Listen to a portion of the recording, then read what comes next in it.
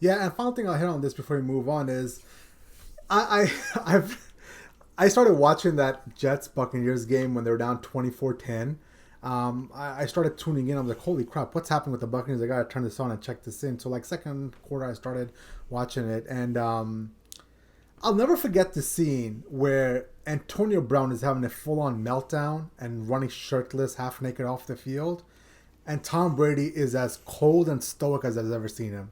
Like the man, nothing rattles this man. And after Antonio Brown left the field, they were still down 14 points. He led a monumental drive, came back and won the game, and he's thrown to the likes of Cyril Grayson and Tyler Johnson and just all these no names because Godwin's hurt and Antonio Brown is gone and Mike Evans. They just never had the wavelength with Mike Evans and Tom Brady.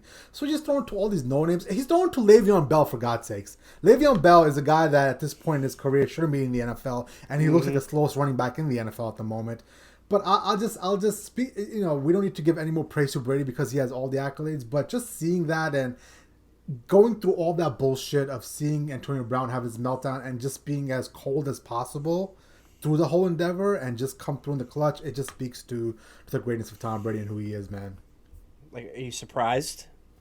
No, I'm not surprised, but I just like throwing that out there as much as possible. You know me. I mean, come on. Like, I knew as soon as Zach Wilson didn't get that first down when they went for it, that the game was over, that the Bucs were going to win. And I think that's pretty standard thought process across the entire league. That when Tom Brady gets the ball back with, I don't know what was it, like 2 minutes at that point? Yeah, like a minute and 40 some seconds. Yeah. Like he's going to go down the field and score to win the game. I mean, it's his MO. It's been his MO for 22 years at this point. So nothing surprised me there. It just looked like because for the longest time in Tampa Bay for a year and a half, he's been thrown to some elite talent. Like that was the first time I felt like 2017 New England, where it's like you've got Cyril Grayson and Tyler Johnson, and you're gonna go and win this game. You feel me? Like it was just nice to see. It was nice to see Tom Brady still has it, and 93 yards last second drive to win the game. I just felt like it was the old Tom Brady of New England, and the guy just hasn't fallen off of any sort of cliff. We're not even deteriorated a little bit. It's just kind of magical, For sure, yeah, absolutely, and we'll see if that actually continues without with just Mike Evans out there now and Gronk in the playoffs against actual like teams. We know what the Jets are. Yeah. The Jets are the Jets, and this is where it actually applies based on our talk with the Bengals being the Bengals. This is the Jets are the Jets, and they always will be the Jets with that.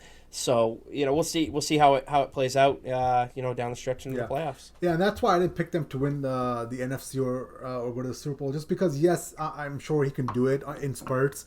I just don't think he's young enough. Obviously, a younger Tom Brady to be able to carry that to Super Bowl, but he's at a point where he's 44 years old. I mean, how much more can you ask out of the guy? So I think he'll be able to pull off a couple wins in the playoffs. I think he'll be able to get to the NFC Championship game, but for the Super Bowl, unfortunately, I think it's gonna be a Packers versus Chiefs Super Bowl, and that's gonna be fun. I'm excited to see Mahomes versus Rodgers in the Super Bowl.